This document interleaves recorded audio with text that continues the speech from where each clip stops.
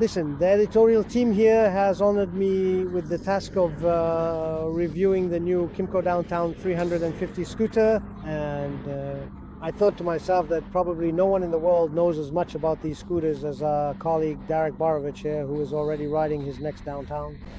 How many kilometers have you put on a scooter like this? 200,000? Well, this particular unit currently has 130,000. Previously, I also had a Kymco, but it was the Xciting 500. That one had around 120,000. So, in total, that's about 250,000 kilometers on these scooters. Well, 250,000 is already, I'd say, a result after which you can, say you actually know something about this scooter. So now tell me, why Kymco? When you don't know what it's about, it's always about money, right? So basically, the point was that I needed equipment that was relatively cheap with good, let's say, access to parts here, right? Not something where I have to wait 2 or 3 days, for example, for parts to be brought in from other brands, but something that would have a parts warehouse here because, I use it every day, right? Whether it's this one or the previous one. And on top of that, it's for work, not for fun. Yeah, exactly. Oh, I see another phone here again. All right. Listen, you have the 300. I have the 350. So when you wear out the 300, will you switch to the 350? I mean, at that point, I'll probably also see what will be the most cost-effective purchase, right? Whether the newer 350S will eventually drop in price enough that I could acquire a 350, or perhaps I'll use this particular unit as a valuable source of spare parts and have a second completely identical unit, for example, to ensure continued functionality. All right, tell me, how about the durability of such a scooter? I mean, does anything, do you often have to go to the service center? Does anything break, or do you just twist the throttle and ride? Let me put it this way. Do I go to the service center often? I actually visit the service center rarely. Most things I do on it, I do myself. Yeah, so I don't know. For winter, I change the wheels to winter ones. No, not just the tires. I actually change the whole wheels myself. I also change the oil myself. What is it, every 6,000? I was more thinking about, when you wake up in the morning, press the button and the engine is dead.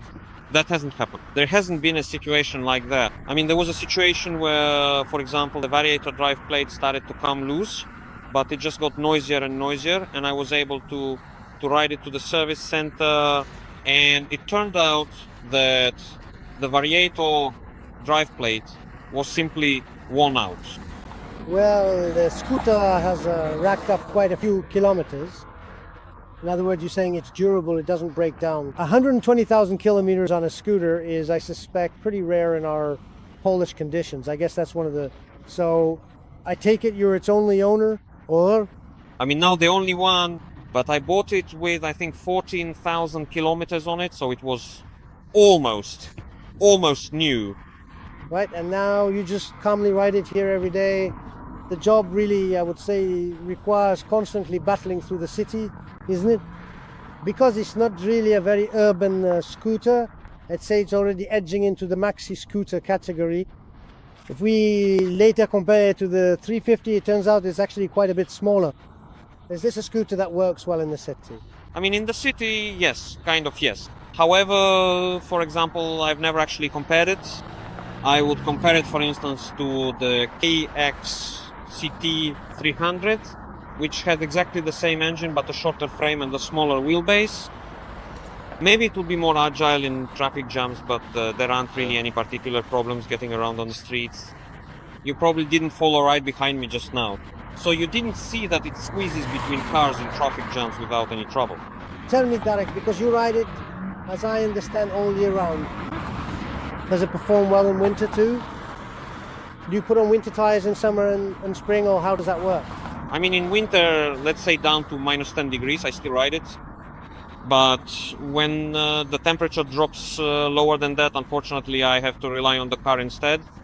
However, sometimes when there's a cold night, a really cold one, you have to take special care of the battery's condition. You can't go cheap when it comes to the battery. For these scooters in particular, you need a good quality battery. Sometimes even with a good battery, there can still be issues, especially if you frequently ride in the colder winter months with those power-hungry heated grips. There can indeed be significant problems starting your vehicle up in the frigid cold. Then, in such a situation, I just quickly connect a second, fully charged battery directly. Specifically, I have a reliable LiPo battery. And with that immediate boost, it starts right up without any hesitation. All right, tell me. I understand that your job requires you to quickly pull out some cameras or devices. Is that why you always ride with those attached handlebar muffs? Yes, I don't have to ride with gloves. All right, tell me. Right, that's what I figured, so you don't waste time taking them off. Besides, everyone here says they're for winter. No, they're actually good, for example, in the rain.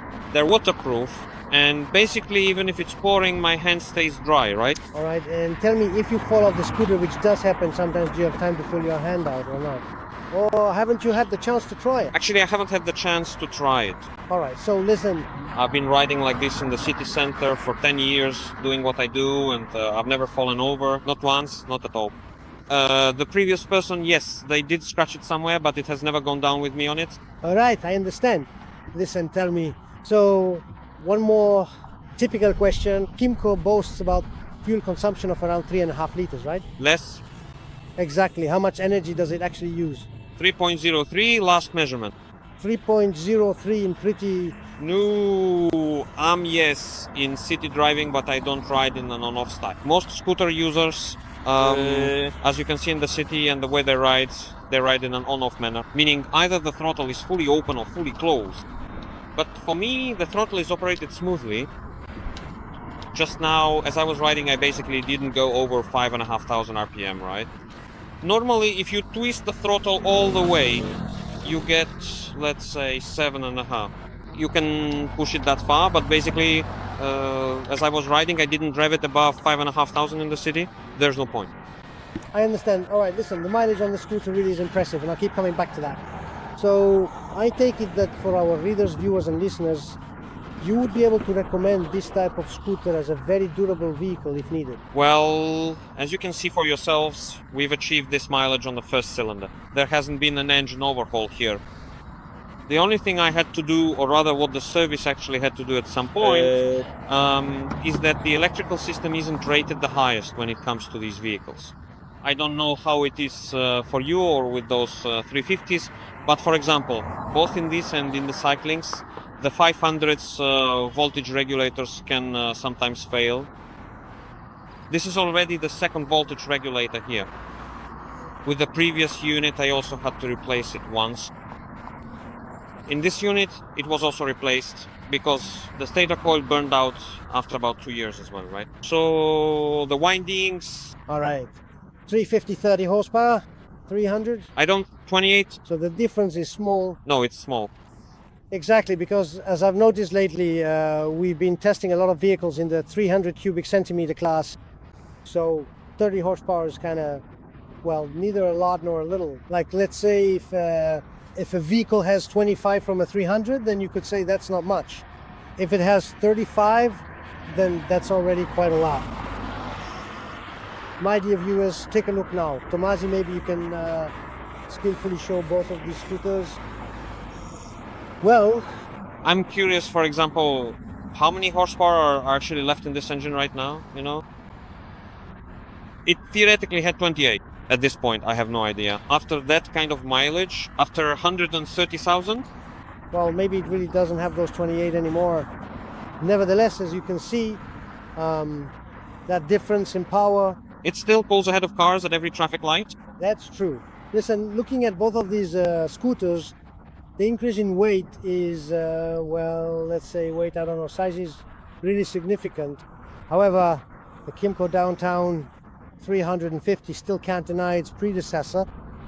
You can tell by their shapes that these vehicles come from the same family. I'll be honest, I'm also really taken with the 350. Even though I generally prefer scooters for the city, my theory is that the smaller the size, the better. But, well, 300 cubic centimeters and those 30 horsepower would be great if you could fit them into a small body. But it turns out that you can still zip through the city quite nimbly with this one too, right? That's why I say there was a smaller brother to it, the KXCT 300. Exactly the same design, but with a smaller engine. Shorter, smaller, more compact. The kind where you sat more upright on it, like on a chair. I understand. Derek, I won't take up any more of your time because I see they're rushing you to get back to work here. Listen, thanks for taking some time for us and for showing us your cool scooter. Bye. No problem.